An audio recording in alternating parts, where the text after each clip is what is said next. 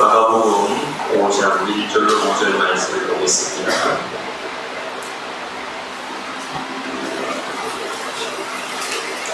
마가복음 5장 1절로부터 5절입니다. 우리같이 한 목소리를 읽겠습니다. 예수께서 바다 사이에 지방에 이르러 배에서 나오시매 곧더러 귀신 들린 사람이 무덤 사이에서 나와 예수를 만나다.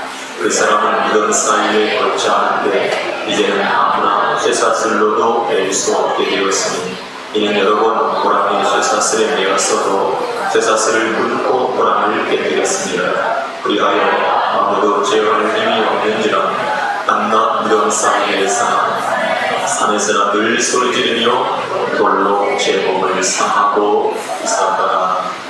아멘. 오늘 우리 본문을 세 번째 보고 있습니다. 아직도 할 말씀이 되게 많은데요. 하나님 여기서 거라사 지방에 예수님이 만난 이 귀신 들린 자는 이름이 뭐냐라고 물었더니 군대입니다. 라고 말합니다. 군대. 그래서 우리가 마가복음 이 5장에 나타나는 이 귀신 들린 자를 뭐라고 부르냐면 군대의 귀신 들린 자라고 말합니다. 이 군대라고 하는 이 말은 우리가 군인이 있잖아요. 군인들이 모여있는 곳을 군대라고 하거든요. 그 군대를 말하고 있는 거죠. 그래서 그런 하나님은 우리를 뭐라고 부르실까요? 구원받은 성도들을 하나님은 뭐라고 부르실까요? 네? 뭐라고? 네? 자녀라고 부르시고 또요? 네? 백성이라고도 부르시고 성도라고도 부르시고 그러죠. 그런데 그 이름 중에 하나가 군대라고 하는 말입니다. 하나님이 자기 백성을 보고 뭐라고 부르신다고요? 군대라고 부르십니다. 한번 찾아볼게요. 출애굽기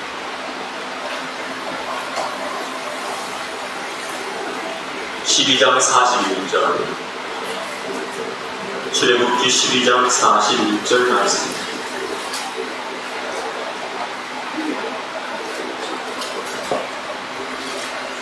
같이 읽습니다. 시작.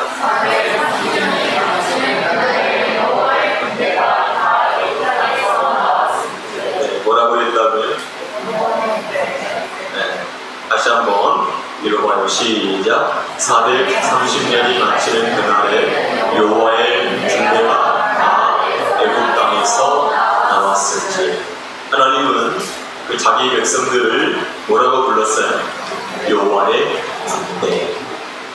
군대라고 부르셨다. 여호와를 위해서 싸우는 군대. 그래서 이 군대가 어디에서 훈련을 받습니까? 광야에서 훈련을 받고 어디로 출정을 하게 되죠? 가나안을 점령하게 되죠. 그리고 그 땅을 마침내 정복하게 되는 것을 우리에게 보여주고 있습니다. 자, 그러면 어떤 사람들이 여호와의 군대입니까? 라고 하는 거죠. 에스겔서 37장을 보겠습니다. 에스겔서 37장. 우리가 잘 알고 있는 말씀입니다. 에스겔서 37장 1절부터 말씀을 볼게요. 자, 시작. 여호와께서 권능으로 내게 임하시고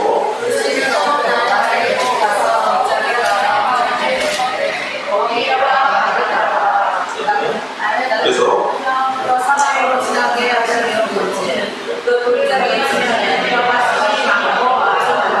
이왕 읽으시려면 또 박두박 같이 맞춰서 산발적 읽지 말고요. 자, 2절부터 시작. 나를 급여 사고로 지나게 하시기로 본즉 그 골짜기 주변에 뼈가 심이 많고 아주 많았더라. 그가 내게 이르시되 인자야 이 뼈들이 너희 살겠느냐 하시기로 내가 대답하되 주 여호와여 주께서 하시나이다. 또 내게 이르시되 나는 이 모든 뼈에게 대언하여 이르기를 너희 마른 뼈들아 여호와의 말씀을 들을지어다. 주 여호와께서 이 뼈들에게 말씀하시기를 내가 승리로 너희에게 들어가게 하시니 너희가 살리라. 너희 위에 힘줄을 두고 살을 입히고 가죽으로 덮고 너희 속에 승기를 누리니 너희가 살리라. 또 나를 여호와인 줄 알리라 하셨다. 이에 내가 명을 쫓아 대언할 때에 소리가 나고 움직이더니 이 뼈 저 뼈가 들어맞아서 뼈들이 서로 연락하더라. 내가 또 보니 그 뼈에 힘줄이 생기고 살이 오르며 그 위에 가죽이 덮이나 그 속에는 생기가 없더라. 또 내게 이르시되 인자야 너는 생기를 향하여 대언하라. 생기에게 대언하여 이르기를 주 여호와의 말씀이 생기야 사망에서부터 와서 이 사망한 강한 자에게 들어서 살게 하라 하셨다 하라. 이에 내가 그 명대로 대언하였더니 생기가 그들에게 들어가매 그들이 곧 살아 일어나서 그런데 극히 큰 군대여라. 아멘. 자, 하나님은 이스라엘 백성들을 애굽에서 건져냈을 때 이는 누구라고요? 군대라고 말하셨고, 이 에스겔 성경에 보니까 지금 어디에 마른 뼈들이 골짜기에 가득했어요. 마른 뼈들이 골짜기에 가득했다는 것은 그것이 어디라는 겁니까? 무덤이라는 거죠. 무덤. 근데 하나님께서 에스겔에게 이 뼈가 능히 살겠느냐라고 말합니다. 여러분, 지금 이 상황이 어떤 상황입니까? 지금 마른 뼈들을 보고 이게 살겠냐라고 물었을 때 에스겔이 대답할 수가 없죠. 자기는 그런 능력이 없으니까. 그런데 하나님이 예언하라고 말합니다. 그랬더니 뼈들이 삽니다. 살이 붙고 사람이 됩니다. 형태가. 그런데 여전히 그들은 생기가 없죠. 그래서 생기를 불어넣었더니 뭐가 됐어요? 생기를 불어넣었더니 뭐가 됐습니까? 네, 하나님의 군대가 됐어요. 자, 생기가 불어넣어져 있으면 하나님의 군대가 되는 거고, 생기가 없으면 하나님의 군대가 되어지지 못한다는 거죠. 그러니까 사람이라고 하는 이 존재는 뭐가 있어야 돼요? 하나님의 영이 우리 속에 거하실 때 그 사람이 하나님의 군대가 되는 거예요. 근데 오늘 이 마가복음 5장에 등장하고 있는 군대 귀신 들린 사람도 자기가 지금 뭐죠? 군대 귀신 들린 사람이야. 그러니까 이 사람은 성령이 역사에서 하나님의 군대가 된 것이 아니라 그냥 귀신에 의해서 뭐가 됐다고요? 군대가 된 거예요. 그러니까 얘는 지금 군대 귀신 들린 사람은 지금 어디에서 살고 있다고 그랬죠?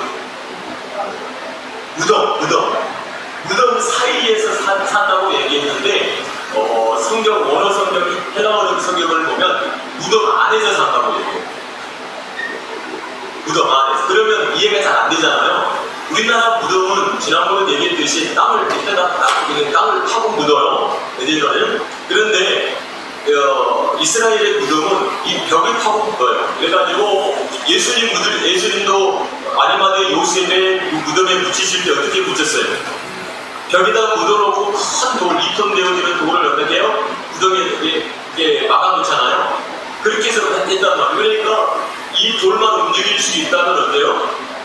언제든지 무덤 속이 토굴에 살아요. 그래서 예전에는 빈민, 가난한 사람들도 토굴에 살았고 예수 믿는 사람들이 핍박을 피해서 그 토굴에서 살았던 것도 성경에 기록을 하고 있죠. 그러니까 이 무덤 속에서 산다라고 했을 때 이 무덤, 좀 잘 들으셔야 돼서 여기서 지금 우리가 무덤 그러면 조금 전에 말하고 있는 것처럼 이 땅을 파고 있는 그 무덤, 그 무덤, 죽은 자가 거하고 있는 무덤이라고 우리가 생각할 수 있지만 성경에서 이 무덤이라고 하는 이 단어는 기념비라고 말하는 단어.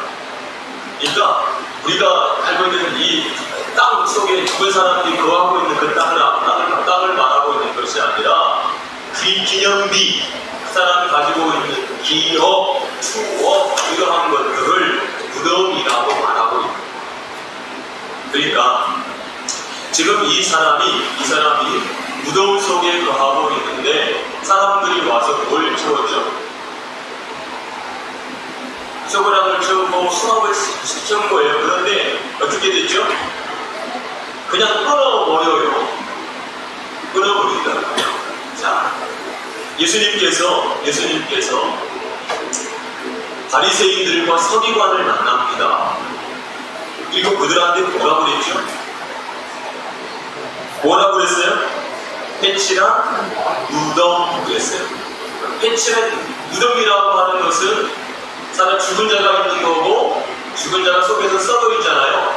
그런데 밖으로는요 깨끗하다고요. 겉은 깨끗한데 속은 어떻게 돼 있어요? 썩었다는 거 있잖아요. 그래서 이 바리새인들과 서기관들에게 예수님이 하신 얘기가 뭐였죠? 왜 너희들이 패치랑 무덤이다 라고 얘기했습니까? 너희가 뭐 하고 있다? 외식하고 있다 그랬어요. 외식. 이 외식이라고 하는 단어는 연극을 하고 있다 라고 하는 거예요. 그래서 연극하다라고 하는 건 뭐냐면 남들에게 보이기 위해서 옷도 어떻게 입죠? 거룩하게 입고 그 다음에 빨리 걷지도 않고 그 다음에 손에 벽에다가 손목에 벽에다 손을 얹어놓고 막 기도하는 이러한 행위를 말해요. 그러니까 그들의 거칠의 그 행위가 그들을 거룩하게 하고 깨끗하게 만들고 경건하게 만든다라고 그들이 생각을 한 거예요. 그런데 절대로 여러분 내가 이 거룩한 옷을 입고 있다고 해서 그 사람이 거룩해지지 않아요. 내가 거룩하게 걷는다고 해서 그가 거룩해지지 않는다고 속이 이해가 되고 있죠? 자, 그러니까 내가 아무리 밖으로 화려하게 나 자신을 꾸민다 할지라도 그 속 사람이 변화가 되어져 있지 않으면 그 사람은 변화된 사람이 결코 아니라고 하는 거예요.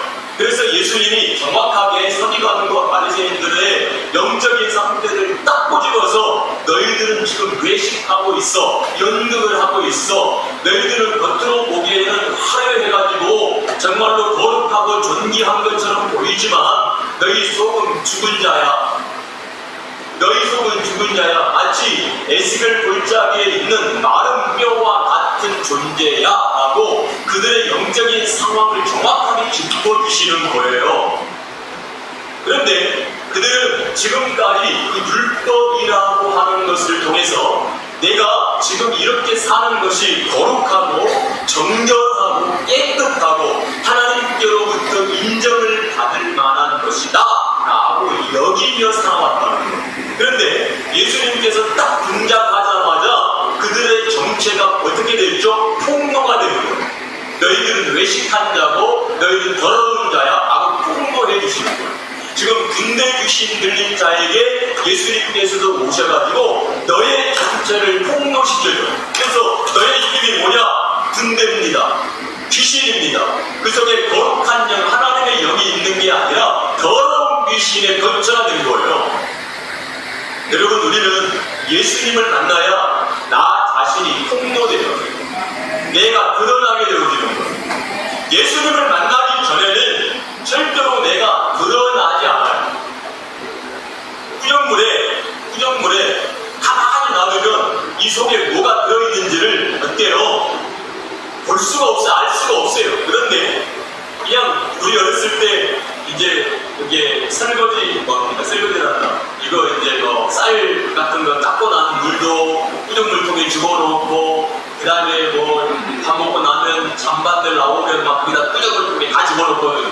구정물통은 보면은 위에는 다 이렇게 허해요. 투명해요. 그런데 속으로 이렇게 들어가면 불투명하거든요. 그러면 이제 가서 이제 소 먹이 주라, 돼지 먹이 주라 그러면 구정물통에 가가지고 떠가지고 주거든요. 그러면 한바가지 뜨는 순간에 지금까지 가라앉아 있는 모든 것들이 어떻게 하냐면 샥 올라오는 거예요.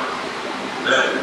그래서 어떻게 하냐면 얘가 구정물통이지 라고 하는 딱 생각이 드는 거예요. 그러니까 우리가 예수 그리스도를 만나기 전에는 마치 어떤 존재냐면 구정물통과 같은 존재예요. 그런데 내가 겉모습은 어때요? 막 머리에 기름 바르고 막 화장 입게 하고 막 또 좋은 옷 입고 하면서 내가 거룩한 게 존귀한 척 막 해도 내 속은 어때요? 썩어있는 상태거든. 그런데 내가 그런 존재인 걸 어떻게 해요? 알지 못한 채 살아가고 있다는 것입니다. 그런데 누구를 만나야? 예수 그리스도를 만나면 내가 군대 귀신 들린 자이구나 라고 하는 것을 알게 됩니다. 그래서 이 군대 귀신 들린 자는 어떻게 해요? 모든 것을, 모든 것을, 이 겉의 모든 것들을 뭘로 채우냐면 외식, 행위를 가지고 겉을 다 만들어놔요. 내가 왜 훌륭한 사람인가? 내가 왜 위대한 사람인가? 이것을 외식의 겉으로 다 적어놓는 거예요. 속은 지금 뭔데? 썩어져 있어요. 그런데 겉으로는 내가 누구야? 나 누군지 알아?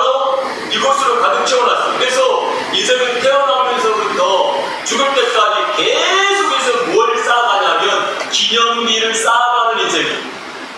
죽을 때까지. 그래서 이 사람들이 좋아하는 게 뭐예요? 상장을 좋아해요. 요즘에 그런다면서요? 요즘에는 초등학교 6학년 동안 다니면서 졸업 개그를 하는 것이 안 좋은 거라며? 개그를 하고 안 좋은 거래요. 학교를 중간에 쉬고 외국도 갔다 오고 이래야 된대요. 그래서 그걸 뭐라고 한다더라고? 네? 개근 거지. 신조어를 제가 이제 어저께 들었어요. 개근 거지라는 말. 그래서 애들이 학교를 다니다가 쉬고 이게 유럽을 갔다 어디 갔다 왔는데 아이들이 서로 모여서 어떻게 무슨 얘기예요? 나 어디 갔다 왔다 그 얘기를 한다는 거야. 근데 개근 거지는 집이 가난하고 아버지 어머니가 바빠가지고 거기 갔다 올 수 있는 시간 여건이 안 된다는 거야. 그럼 아이들도 어떻게 해요? 그게 기념비야. 나 유럽 갔다 온 사람이야. 나 서울대 나온 사람이고 막 그 기념비야. 그 기념비 안에 숨어있는 자가분들이신 거예요. 그럼 너는 누구냐? 라고 물으면 나 서울대학교 나와서 나는 어디 회사 다녀. 내 자신이 어디 있어. 그게 바로 기념비야. 그게 무덤이다. 그 무덤 속에 갇혀있는 나야. 이게 귀신 들린 자예요. 성경이 말하고 있는 거예요. 근데 예수 그리스도가 오시기 전까지는 그렇게 그 힘 가지고 그 능력을 가지고 그 힘을 발휘하면서 살았어요. 여러분, 우리가 예수 그리스도를 만나는 순간에 내가 지금까지 쌓아왔던 모든 기념부가 헛된 거구나. 이게 썩어질 것이구나 하는 걸 알아요. 그래서 사도 바울이 이것을 정확하게 가르쳐줘요. 빌립보서 3장에서 내가 누군지 알아? 이게 기념비예요. 내가 누군지 알아? 나 바리새인이야. 나 베냐민 지파야. 유대인 중에 유대인이야. 나 율법의 의로는 흠이 없어. 나 한지 8일 만에 할례를 받았어. 자랑할 게 너무 많아요. 근데 예수 그리스도를 만나고 난 다음에 나는 죄인이 라고 하는 것이 폭로당했어요. 그래서 그가 말합니다. 이 모든 것을 나는 뭘로 여긴다고? 배설물로 여기는데 왜 이것을 배설물로 여기냐면 이것들이 예수 그리스도를 만나는 것, 내가 구원받는 것이 아무것도 아니라 내가 할례를 받은 것을 통해서 내가 구원이 주어진 것도 아니고 내가 유대인이 되어져서 구원이 되는 것도 아니고 내가 베냐민 지파이기 때문에 내가 구원을 받는 것도 아니고 아무것도 아니라는 거예요. 내가 어느 집안에 태어났으니까 나에게 구원이 일어나고 내가 어느 대학을 나왔으니까 구원이 일어나고 이런 게 아무것도 없다는 거예요. 그런데 우리는 마치 이와 같은 것이 나를 구원 얻게 할 것이라고 생각하는 거예요. 그것이 바로 기념비 속에 숨어져 있는 인간이라는 거죠. 네. 모든 사람. 그래서 우리가 귀가 죽어. 왜 귀가 죽어요? 이 모든 것이 없으면 귀가 죽어요. 그래서 정말로 가진 것이 없으면 겸손한 것이 아니라 비굴한 상태에 놓여 있다가 어느 순간에 그 뭔가 채워지면 그 내가 지금까지 비굴한 것 상태에서 이 불빛 그러니까 예전에 보니까 이렇게 일본 일제 강점기 때나 또 국가 전쟁이 일어날 때 보면은 막 공부도 못하고 막 그 동네에서 천대받던 그러한 사람들에게 완장 하나 채우면 어때요? 죽도록 충성하면서 그 일을 해요. 왜? 그 기념이거든요. 내 자랑이거든요. 인간은 그렇게 살도록 만들어진 그 존재예요. 예수 그리스도를 만나기 전까지. 그래서 하나님께서 어떻게 하죠? 하나님을 만나면 가장 먼저 하시는 일이 뭐예요? 옷을 벗기고. 내가 지금까지 그렇게 살아왔던 그 옷들을 전부 다 벗겨놓고 뭘로 만들어요? 안목으로 만들어요. 안목. 이게 하나님의 은혜인 것을 깨닫게 되기 바랍니다. 그리고 여러분, 바로 주님께서 우리를 그때부터 변화시켜 가기 시작합니다. 할렐루야. 여러분들이 주님을 섬기면서 내가 지금 나 뭐가 있어 이거 가지고 피가 죽거나 또는 속상해하거나 하지 않게 되기 바랍니다. 그래서 끊임없이 인간은 비교예요. 계속 비교. 어떤 목사님이 그래요. 재수가 없대. 아니 왜 그러냐면 사람은요 가진 만큼 교만해지고 가진 만큼 사람들은요 이게 없거든요. 없으면 없은 만큼 어때요? 고개를 숙여요. 여러분, 내가 막 잘났어요. 그러면 어때요? 무시하고 다니죠. 근데 없어요. 그러면요. 아니, 운동하는 사람들도 보면 막 남자들도 보면 막 쫄티를 입고 다니잖아요. 막 근육이 막 제가 서울이든가 어디 갔더니 나시를 입고 다니더라고요. 근데 그 사람이 널치 이런 사람들이 그런 입고 다니지 않잖아요. 어떤 사람이 입고 다녀요? 막 헬스 해가지고 막 근육이 막 이렇게 그런 사람들이 왜 그러고 다녀요? 왜 그러고 다니냐고요? 보이려고. 나 있어. 한 50년 지나면 50년 지나면요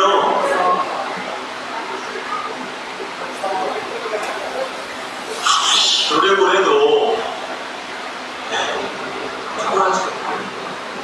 여러분, 우리가 아무리 돈이 많이 있고 많이 있어도 나이가 들어가면 들어갈수록 그것이 아무것도 아니라는 것을 알게 돼요.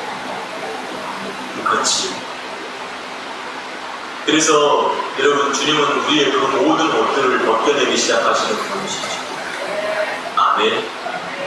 내가 알고 보니까 여호와의 군대가 아니고 귀신의 군대네. 이걸 깨달아야 돼요. 그 순간 우리는 바뀌어요. 주님 오실 때 그 일들이 일어나게 되는 거예요. 그런데 우리가 은혜를 받지 못하잖아요. 그럼 여전히 교회 안에서도 똑같은 일을 해요. 내가 기도를 어떻게 하는 사람인데, 내가 신앙생활을 지금 어떻게 하는 사람인데, 내가 어떻게 봉사하고 어떻게 헌신하고 어떻게 내가 살고 있는데, 이것이 뭐가 되냐면 교회 안에서의 뭐가 돼요? 무덤이 돼요. 내 자랑이 돼버려요. 그래가지고 교회에서도 뭐예요? 막 상을 막 줘요. 상장을 막 줘요. 군인들도 많이 그렇습니다. 군인들도 막 여기에 막 벽살들도 보면 여기에 막 많이 붙어있는 거 있죠. 붙어있는 게 많을수록 뭐예요? 뭔가 한 사람들인 거예요. 붙어있는 게 적을수록 어떻게 해요? 괴롭고 이게 많이 붙어있으면 분량이 많은 거예요. 그러니까 옷을 딱 보면은 뭐가 나타나요? 그 사람이 지금 어떤 사람인가 어떻게 해요? 다 드러나는 거예요. 그러니까 교회 안에서도 권찰, 집사, 그 다음에 뭐 안수인사, 원사, 장로, 목사, 뭐 어떻게 되고 싶어요? 어떻게 되고 싶냐고요? 올라가고 싶고, 그 올라가고 싶은 게 아무것도 아니에요. 그보다 더 중요한 것은 내가 주님과 지금 어떤 관계를 가지고 어떻게 주의 인도를 받으면 내가 주님의 군대로서 사용되고 있는가가 중요한 거예요. 근데 우리는 그 본질을 잊어버리고 뭐로 살아요? 겉의 것으로 가지고 살아간단 말이에요. 뭐가 된 것처럼. 그래서 당신 뭐야? 당신 뭐야? 당신 기분이 뭐야? 당신이 어떻게? 네, 그것을 주님을 하고 있는 거예요. 나 어느 교회에 누구야? 그게 해치랑 무덤이 될 수 있어요. 해치랑 무덤이 될 수 있어요. 사랑하는 성도 여러분, 그게 중요한 게 아니고 내 안에서, 내 속에서 역사하시는 하나님의 역사가 있는지를 우리는 보아야 되는 거예요. 그래서 제가 지난번에 얘기했듯이 더러운 귀신, 이것은 바로 뭐라고 했습니까? 왜곡된 말, 비진리적 상태를 말하고 있다고 했잖아요. 그러면 예수 그리스도는 우리에게 진리를 넘겨줄 때 그 깨끗한 말이 우리 속에 들어오면 우리를 왜요? 왜곡된 그 말에서 진리로 우리의 것들을 바꿔주시는 거예요. 그래서 우리의 말과 주님의 말이 어떻게 되죠? 같아지는 상태가 되어지는 거예요. 그래서 그걸 보고 뭐라고 그래요? 깨끗하다고 그래요. 그래서 하나님의 말씀은 흐르는 물이에요. 흐르는 물. 그 흐르는 물로 우리를 깨끗게 만들어주셔서 정결하게 만들어주시는 거예요. 그래서 우리를 보고 뭐라고 말하는 거죠? 거룩하다라고 우리에게 말해주는 거예요. 그래서 내가 너에게 일러준 말로써 너희는 이미 뭐 해야 된다? 깨끗하게 된다 라고 말하는 거예요. 그러면 정말로 여러분, 저와 여러분들은 주님께서 일러준 그 말로써 깨끗해졌습니까? 여러분, 우리가 네 가지 밭, 예수님의 네 가지 밭 비유에서 돌짝밭과 길가밭과 가시덤불밭과 옥토밭에 떨어지는 열매 말씀을 보게 되잖아요. 어떤 사람은 길가밭에 떨어지고, 어떤 사람은 돌짝밭에 떨어지고, 어떤 사람은 가시덤불에 떨어지고, 어떤 사람은 옥토에 떨어진다는 거예요. 그런데 이 옥토라고 하는 이 땅에 떨어진 씨앗만 열매, 결실이 맺어진다는 거예요. 그러면 나머지 밭들은 그 말씀이 떨어져서 그 말씀이 제대로 열매를 맺지 못하고 죽어버렸다는 얘기잖아요. 우리가 말씀을 지금 듣고 있는 것이 중요한 게 아니라 말씀이 내 안에 들어와서 내 마음에 떨어져서 나와 하나가 되어지는 것이 첫 번째가 중요한 거예요. 너무 중요한 거예요. 그래서 여러분, 우리가 씨앗을 심어보잖아요. 씨앗을 딱 심어러 오면 어떻게 돼요? 땅과 하나가 되어져야 땅과 하나가 되어져서 뭐가 되죠? 썩어져 버리는 거예요. 썩어지는데 거기서 뭐가 나오죠? 새 생명이 나와요. 여러분, 지금 나사로가 죽었어요. 그래가지고 무덤에 갇혀 있어요. 예수님의 음성이 나사로와 하나가 돼요. 나사로야, 나오너라 라고 말해요. 사람들은요, 지금 이 나사로가 죽은 지 나흘이 됐어요. 어떻게 나옵니까, 주님? 못 나와요. 이 얘기하고 있는데 지금 이 죽은 자에게 대하여 예수님이 생명을 주시는 거예요. 말씀을 주시니까 그 말씀과 이 말씀이 나사로에게 딱 들어가더니 나사로가 어떻게 돼요? 살아요. 그리고 걸어 나와요. 마찬가지로 말씀이 내 안에 떨어져서 나와 하나가 될 때의 역사가 일어나는 거예요. 믿음으로 화합할 때 역사가 일어나는 거예요. 그런데 그 말씀이 아무리 떨어져도 어떻게 돼? 분리가 돼 있어. 그러면요, 죽어버려요. 그걸 보고 마귀에게 빼앗겼다 그래요. 성경에 새가 와서 어떻게 했다고요? 먹어버렸어요. 마귀가 와서 먹어버렸어요. 죽어버렸어요. 끝이야. 말씀을 백날 천날 만나를 드려도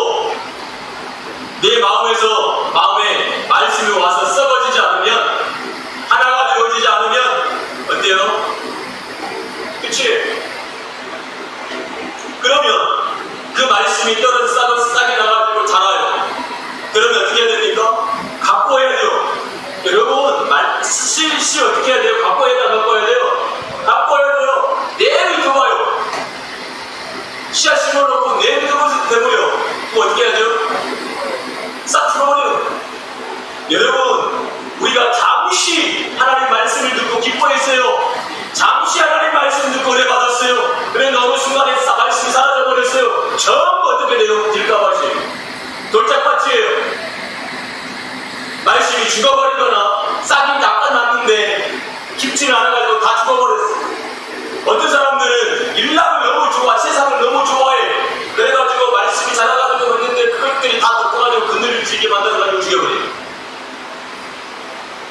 여러분, 농부가 농사를 질 때 땅을 살피죠. 땅을 살피면서 어떻게 해요? 어느 땅에 이 곡식을 심어야 가장 최상의 땅에서 이 곡식이 자랄까 생각하죠. 기후도 마찬가지예요. 그러니까 햇빛이 잘 들어오는 곳을 선택해가지고 해요. 그러면서 막 가만히 놔두면 여러분 곡식보다도 작물들이 훨씬 빠르게 자라요. 그죠? 엄청나요, 엄청나. 그러니까 농부는 계속해서 어떻게 해야 됩니까? 풀과의 전쟁이에요.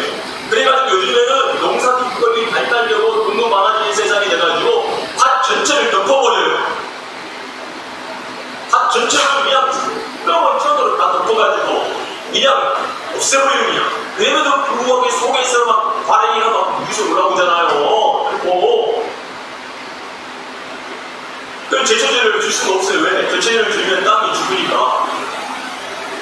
여러분, 성도들도 마찬가지예요. 하나님의 말씀이 그냥 자라지 않아요. 왜 나는 이럴까? 왜 나는 이럴까가 아니라 하나님께서 여러분들에게 주시는 말씀을 키워내야 돼요. 그래서 하나님의 말씀을 받으면 그 말씀을 가지고 늘 항상 기도해야 해요. 기도가 뭐예요? 하나님의 말씀이 뜻이 이루어지기를 위해서 기도하는 거예요. 그래서 내가 하나님 말씀 주신 이것을 계속해서 기도하면서 이 말씀을 키워내는 이 작업이 반드시 필요해요. 거기에 성령의 역사가 있어요. 그 변화가 예수님이 자기 자신을 보고 뭐라고 그랬죠? 나는 문이야. 문이래요. 나는. 무슨 문이래요? 양의 문이래요. 그러면 양의 문이라는 얘기는 그 속으로 어떻게 해야 된다고요? 들어와야 하는데, 근데 그 안으로 들어오면 생명을 얻고 꼴을 얻는다고 했어요. 근데 사람들이 예수가 문인지를 몰라요. 큰 문으로 들어갈 줄은 아는데, 율법이라고 하는 큰 문으로 들어갈 줄은 아는데, 복음이라고 하는 예수 그리스도라고 하는 그 문으로 들어갈 줄을 몰라요. 여러분, 우리가 율법적으로 사는 것이 훨씬 더 쉽지 복음으로 살아가는 것이 훨씬 더 어렵습니다. 왜냐하면 우리가 지금까지 인생을 살아왔던 모든 것들을 주님이 갈아엎거든요. 그러니까 우리의 인생이 지금까지 살아온 우리의 모든 인생들이 전부 예수 그리스도 안에서 삭제가 되고 리셋이 되는 거예요. 아무것도 아니게 돼요. 그러니까 내가 지금까지 인생을 살아왔는데 그 모든 것들을 하면서 막 살아왔어. 내가 어떤 사람인 줄 알아. 이렇게 다 살아왔는데 예수 그리스도를 만나고 나니까 이게 아무것도 아니야. 리셋이 다 되어버리는 거예요. 짠딱 되어버려요. 그러면 다 부인되어지잖아요. 내가 가지고 있는 모든 것들이 다 부인되어져요. 그리고 새로운 하나님의 역사 속에 들어가 카이로스라고 하나님의 역사 속에 딱 들어가게 되는 거예요. 여러분, 우리가 신앙생활 한다는 것은 하나님의 시간표 속으로 들어가게 되는 거예요. 시간표 속으로. 그럼 거기서부터 시작이 되는 거예요. 부인되어져. 사람들이 가장 고통스럽게 생각하는 것이 바로 그거예요. 야, 내가 지금까지 이렇게 살아왔는데 아무것도 아니야. 허망하네. 내가 지금까지 쓰레기를 만들어왔고 쓰레기를 창조하며 살았단 말이야. 이게 돼요. 우리의 인생은요, 예수 그리스도 안에서부터 시작이 되는 거예요. 그래서 신혼 입은 사람들의 특징이 뭐예요? 신혼 입은 사람들의 특징이 뭐예요? 예수 그리스도께서 입혀주신 흰옷은 말씀이라고 하는 옷이에요. 말씀이라고 하는 옷에 입혀진 이 사람들의 특징은 바로 어린 양이 어디로 인도하든지 따르는 자들이에요. 예수 그리스도가 우리에게 입혀주신 옷이 뭡니까? 말씀밖에 없어요. 말씀은 말씀, 그 흰옷이 입혀지는 하나님의 사람들이 되어야 되는 거예요. 그런데 그 사람들의 특징은 뭐죠? 어린 양이 어디로 인도하든지 따라. 그걸 보고 뭐라고 해요? 동행이라고 하는 거예요. 그러니까 그들은 내 인생을 살아가는 것이 아니라 누구의 인생을 살고 있죠? 예수 그리스도의 인생을 살고 있는 자가 되어지는 거예요. 그걸 보고 동행이라고 하는 거예요. 그게 하나님의 시간표 속에 살아가는 것이라고 말하는 거예요. 아멘. 내가 막 세상에서 바삐 내 일을 하면서 살아가는 것이 하나님의 일이 아니라. 그래서 하나님을 딱 만나고 나면 내 인생이 리셋이 돼요. 아이고, 내가 지금 헛되게 살았거나 허망하게 살았거나 지금도 내가 쓰레기짓을 하고 살아가고 있구나 라고 하는 거예요. 그럼 내가 지금 하고 있는 일에 대하여 하나님께서 그걸 시키고 있습니까? 너는 이렇게 살아가고 말하고 있습니까? 하나님께서 지시를 내리고 있습니까? 군대는요, 이리 가나가면 이리 가고 저리 가면 저리 가는 거예요. 하나님의 명령이 여러분들에게 내리고 있습니까? 만약에 그것이 없다면 우리들은 내 인생을 살고 있는 거예요. 여호와 군대가 아니란 말이에요. 그러니까 이제 여호와의 군대가 이제는 가나안 동을 진격할 때에 그 군대는요, 하나님의 명령만 들어요. 자기 명령대로 살 때, 자기 뜻대로 살 때는 어떻게 되는가요? 여러분, 요단강을 건넌 이스라엘 백성들이 첫 번째 전투 여리고 전투를 합니다. 그 여리고성은요, 그 성이 이렇게 벽으로 되어 있잖아요. 성벽이. 그 성벽 위에가 이렇게 되어 있는데 거기가 전차가 다닐 정도로 두꺼워요. 그러니까 이 성벽을 그 누구도 깨뜨리거나 무너뜨릴 수가 없는 아주 천연적인 요새라는 거예요. 그런데 하나님께서 뭐라고 말하냐면 이 성을 7바퀴 돌아내는 거야. 매일 하나 한 번씩 돌고 마지막에 7바퀴 돌고 소리를 치르는 거예요. 이런 생각하고 해봐요. 그럼 무너집니까? 무너져요?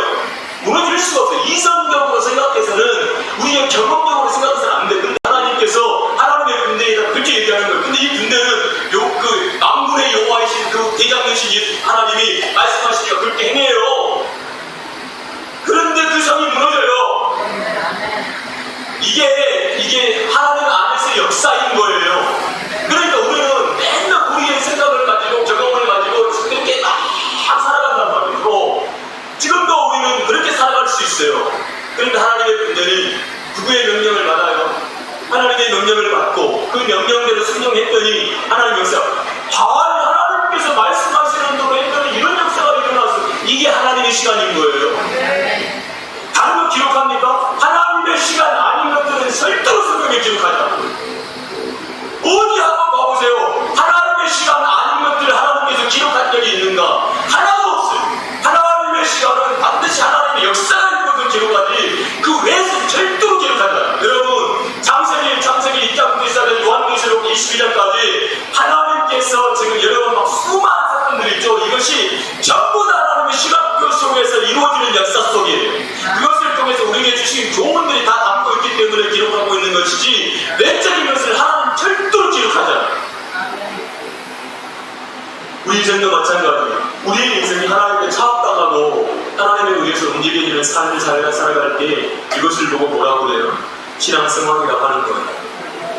그래서 귀신들이 내가 예수님을 만나고 정신이 어떻게 됐더라? 온전해졌어요. 이제는 자기 부정에서 안 살아. 옛날 그것으로 살지 않아. 그 기념비적으로 살지 않아요. 주님의 말씀으로 살지요. 이것이 신앙생활인 거예요. 예수를 만날 때 그게 되는 거예요. 놀라운 건 뭐예요? 귀신 들린 자가 예수님이 오자 갔다가 엎드려서 경배하잖아요.